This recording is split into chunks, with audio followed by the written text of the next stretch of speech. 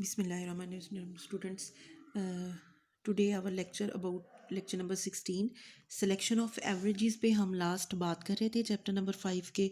और हमने उसमें देखा था कि हमारे पास 3 एवरेजेस की जो है वो बात हो रही थी, अर्थमेटिक मीन, मीडियन और geometric mean.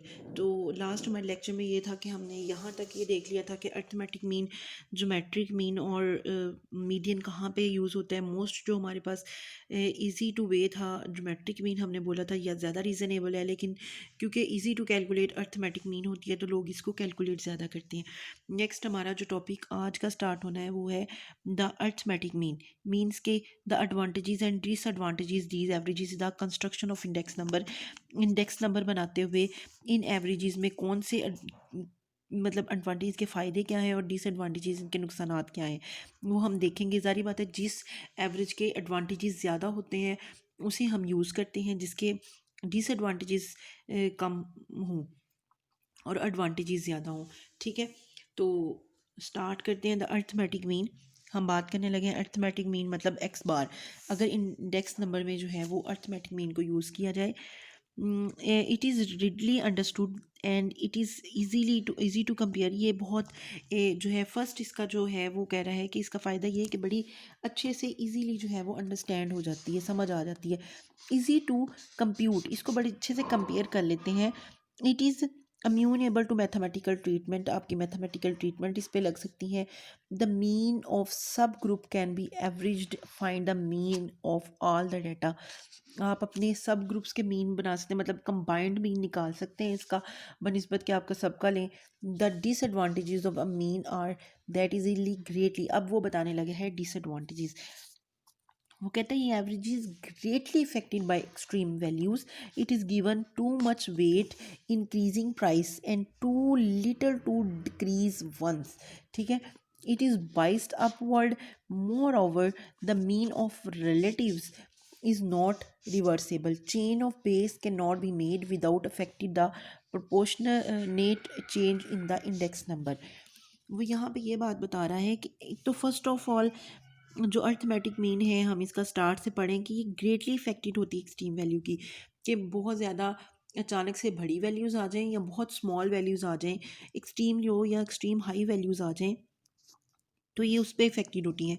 It is too much weight, कहते हैं जब आपकी प्राइसेस ज़्यादा बढ़ रही होती है ना तो ये उसको बहुत ज़्यादा वेट दे रही होती है, मतलब उसके आंसर उससे दुगने कैलकुलेट कर रही होती है। And too little to decrease, लेकिन जब कम हो रही होती है तो वो उस तरीके से उसको वेट नहीं देती जितना कि वो इंक्रीजिंग पॉइंट पे देती है। ठीक है, it is a biased upward, आप इसको कह सकते हैं कि ये अपवर्ड है, मतलब ये अगली तरफ बाइस लेती है। बाइस का मतलब होता है कि किसी चीज़ में कोई डिफरेंस आ जाना आपकी एस्टिमेटेड और पॉपुलेशन, तो ये बाइस्ड अपवर्ड है, मतलब इसमें ऊपर वाली साइड पे जो है वो एरर होती है। Moreover the mean of relative not reservable, इसके जो रिलेटिव होती है इट इज़ नॉट रिवर्सेबल, हम उसको रिवर्स नहीं कर सकते। Change of base can not be made without affecting the proportional change in index number, तो ये उसको करती है, तो सारी बातें इसके डिसएडवांटेजेस ज़्यादा है। नेक्स्ट आ गया है the median. It is easy to understand as well as to compare, इसको कंप्यूट करने में ये बहुत ज़्यादा ईजी अंडरस्टैंड होती है। It is less affected by extreme value, जारी बात है मीडियन होता ही मिडल वैल्यूज़ के लिए है, तो इसमें ना तो हम एक्सट्रीम हाई लेते हैं और ना ही एक्सट्रीम लो लेते हैं, तो ये एक्सट्रीम वैल्यू पे लेस इफेक्टेड होता है। The mean and does not over emphasise increased, ना बहुत बड़ी वैल्यू लेते हैं ना छोटी लेते हैं। The defect of the median are that, इसका डिफेक्ट क्या है, it is not amenable to algebraically treatment, ये इस पे अल्जब्रिकल साइंस इतने नहीं हम या उस पर अल्जब्रिकल फार्मूलाज अप्लाई नहीं। The median of sub group can not be average to obtain by the of all data, हम सब ग्रुप्स का मीडियन जल्दी नहीं ले सकते। And the median of relative is not reversible, इसके भी जो आपके मीन ऑफ रिलेटिव हैं वो रिवर्सेबल नहीं होते। नेक्स्ट है आपके पास द ज्योमेट्रिक मीन। ठीक है, अब नेक्स्ट हमने मीडियन को पढ़ ली है कि वो भी आपके पास जो है इजी टू, आपने मीडियन को स्टडी कर लिया। अब हम स्टडी करने लगे हैं ज्योमेट्रिक मीन को, उसके एडवांटेजेस ऑफ डिसएडवांटेजेस, कि उसके एडवांटेजेस और डिसएडवांटेजेस क्या हैं।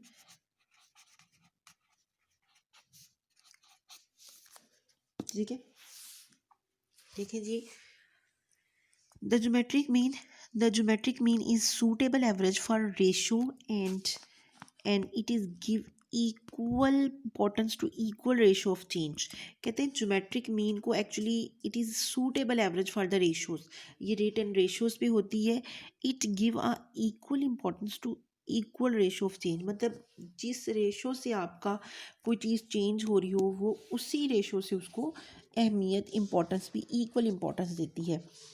It make possible to replace the commodity, ये आपको पॉसिबिलिटी देती है टू रिप्लेस द कमोडिटी कि आप अपनी अशिया को चेंज कर सकते हैं। Which can changed to by representative by those which has become representative, मतलब ये उसको रिप्रेजेंट करती है। The geometric mean of relatives is reversible, अब ये रिवर्सेबल होती है, आप इसको कैलकुलेट करते हो तो नेक्स्ट रिवर्सेबल भी कर सकते हैं। Hence we can change a series of index number with any year to based and other year to the series of the base by dividing each number of series by the index number. हम index number सारी बातें ratio लेते हैं कि हम ऊपर अपना year लेते हैं और उसके बाद प्रोसीडिंग ईयर ले रहे होते हैं, एक सीरीज़ बन रही होती है for the new time period जब आप चेन बेस मेथड को यूज़ करते हैं select for the base, but it has two disadvantages. तो ये सबसे इम्पॉर्टेंट, सबसे ज़्यादा जो है वो हमारे पास रीज़नेबल एवरेज होती है। It is unfamiliar type of averaging and it is a considerable computation labour, मतलब इस पर टाइम ज़्यादा लगता है। कंप्यूटेशन मतलब हम इसको ज़्यादा स्टडी करना पड़ता है और आपके पास ज़्यादा जो है वो नॉलेज आपको इसको समझने और कॉम्प्लिकेटेड होती है थोड़ी सी लगानी। Theoretically the geometric mean is most suitable, लेकिन अगर आप थ्योरेटिकली बोलें तो ज्योमेट्रिक मीन जो है वो बहुत सूटेबल एवरेज है, मोस्ट तीनों में से सबसे सूटेबल है। But in practice the arithmetic mean generally employed, क्योंकि अर्थमेटिक मीन पे लेबर कम लगती है और इस पे टाइम कम होता है तो ज़्यादा जनरली जो है वो हम अर्थमेटिक मीन लगा लेते हैं। सिलेक्शन ऑफ अप्रोप्रिएट वेट, आपकी सिलेक्शन ऑफ अप्रोप्रिएट वेट्स मतलब आप अपनी अशिया को कितना वेट्स दे रहे हैं।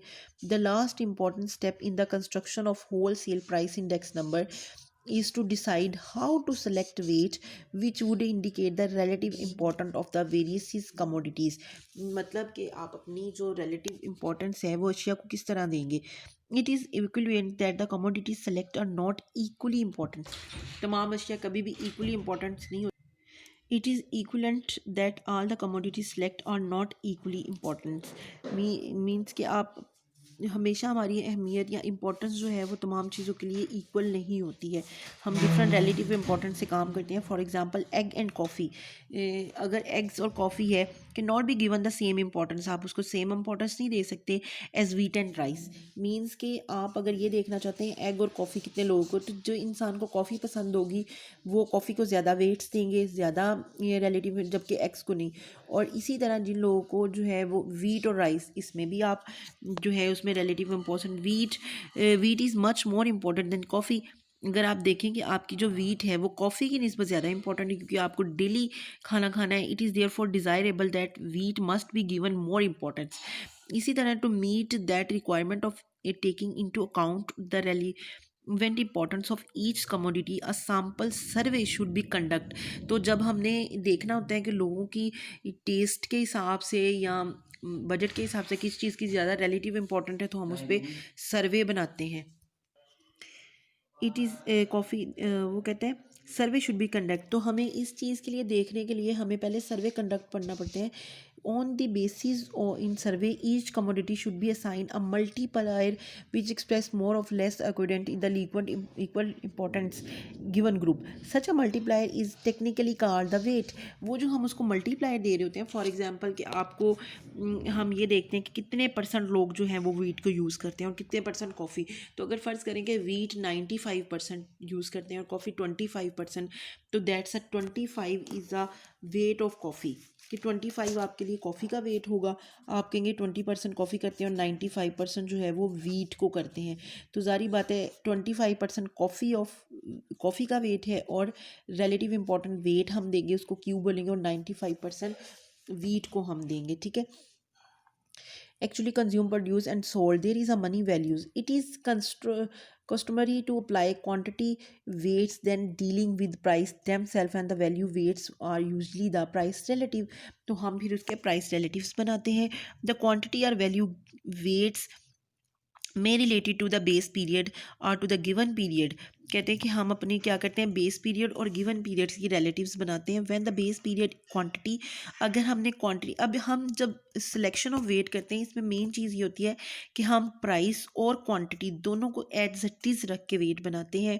Use the weight the price index number P nought in the N computed by the formula. तो देखें इसमें जो वेट्स होते हैं उसमें प्राइस के साथ साथ आपकी क्वांटिटी मीन्स के वेट भी लिए जाते हैं कि अगर आपकी कीमतें बढ़ती हैं तो लोग उसको, तो इसका फार्मूला होता है आपके पास P nought is equal to summation P N current year, मतलब कि अभी जो करंट प्रेजेंट ईयर है उसकी उसकी आपके पास प्राइस होगी. पी नॉट आपके पास बेस पीरियड की क्वांटिटी होगी, summation P not Q not multiply by 100. ठीक है, इसमें आपके पास पी एन जो है वो प्रेजेंट करंट ईयर है जो चल रहा होगा, करंट ईयर की प्राइस होगी. ठीक है, और क्यू नॉट जो है वो आपके पास क्वांटिटी होगी, quantity of base year, base year की आपके पास क्वांटिटी होगी जिसे आप बेस पीरियड लेंगे. इसी तरह पी नॉट आपके पास प्राइस ऑफ बेस ईयर होगी और क्यू नॉट आपके पास फिर वही कि क्वांटिटी ऑफ बेस पीरियड होगी. ठीक है, अब इसकी समीशन करेंगे मल्टीप्लाई बाय 100, तो ये फार्मूला होगा हमारे पास.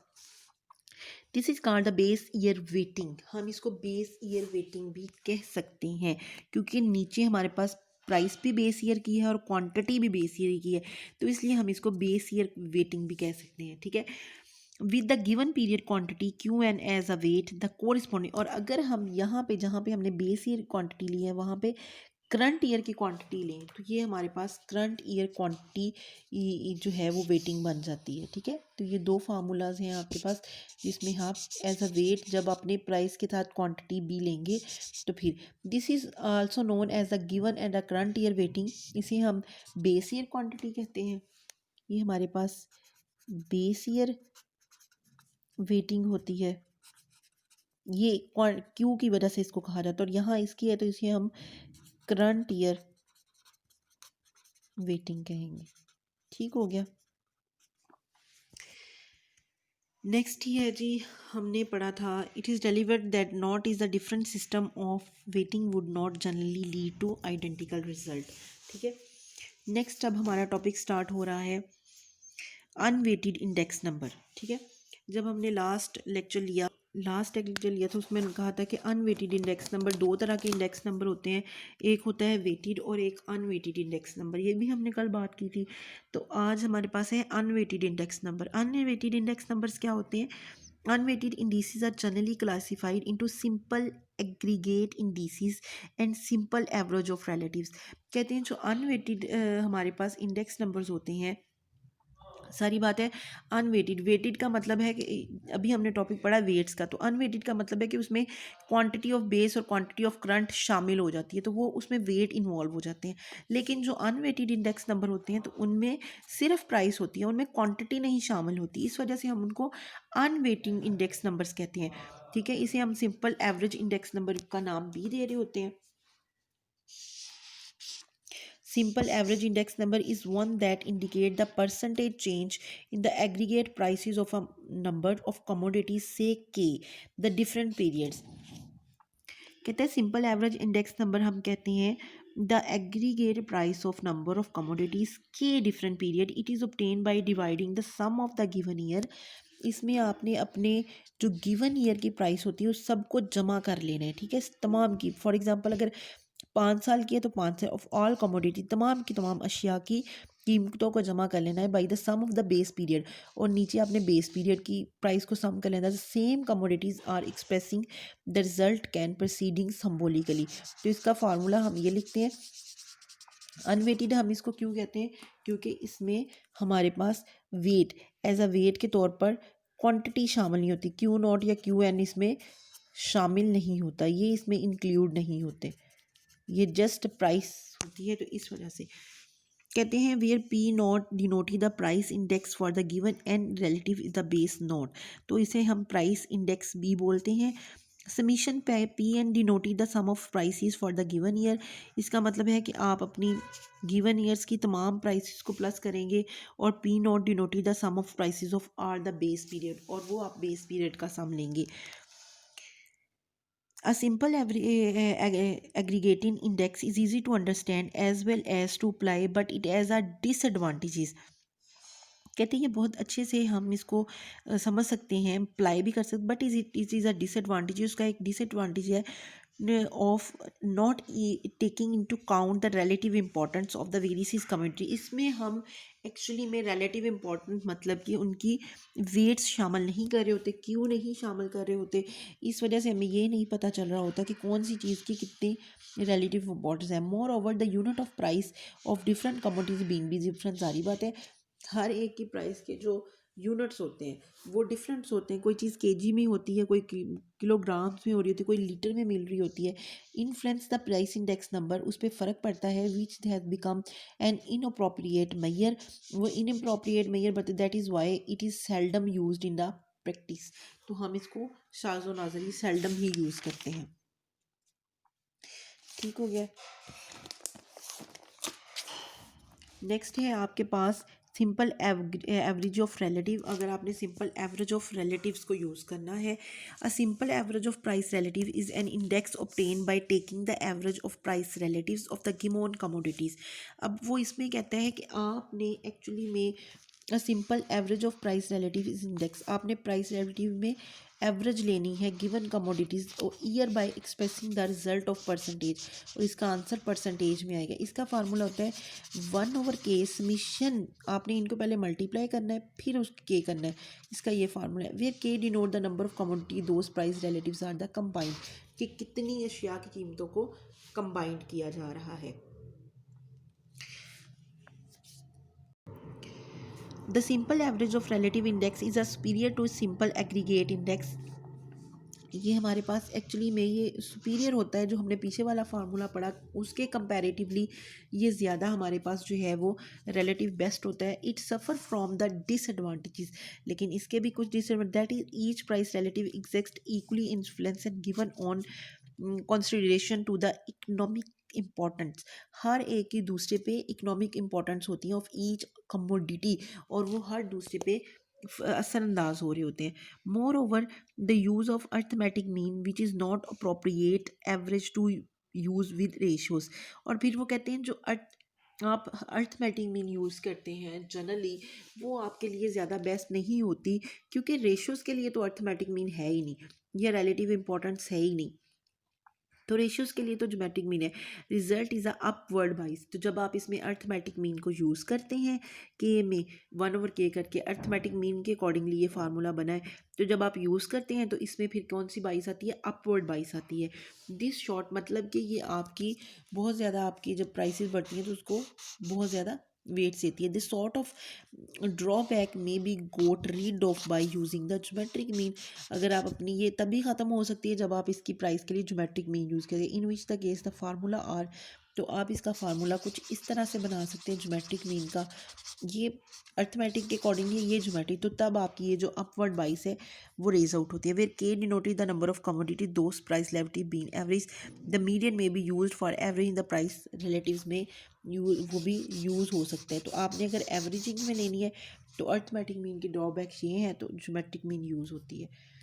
ठीक हो गया स्टूडेंट्स। सो नेक्स्ट हम इसकी कॉन्सेप्ट्स यहाँ पे ख़त्म होते हैं। नेक्स्ट लेक्चर में हम जो है वो अपनी एग्जांपल्स और इससे रिलेटेड क्वेश्चंस यूज़ करेंगे, ताकि आपके जो कॉन्सेप्ट हैं वो मैथमेटिकल वर्क करके ज़्यादा जो है वो क्लियर हो जाएंगे। ओके जी, अल्लाह हाफिज़। कमेंट करिएगा अपने रोल नंबर, और अगर आपको लेक्चर में कोई भी प्रॉब्लम है, कोई स्टेप समझ नहीं आया, तो वो आपने मुझे ज़रूर बताना है। ओके, अल्लाह हाफिज़।